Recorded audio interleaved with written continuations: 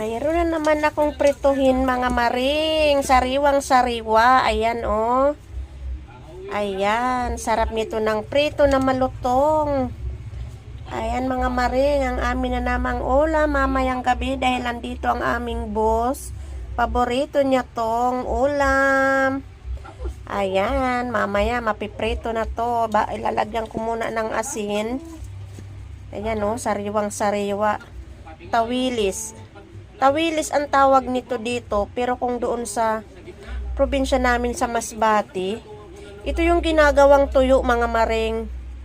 Ayan oh, ang ganda oh, kung meron lang sana akong biladan. Kaso wala eh, pag umuwi ako sa Tagaytay, bibili ako ng marami nito kasi maluwag dito ang doon yung bahay namin. May rooftop kami. So kaya magbibilad ako nito guys, mga maring. Bibili ako nito sa palengke ng marami. Tapos itutuyo ko. Ayan. Yan lang muna. Mamaya, pipirtuhin ko. Babad ko muna sa asin.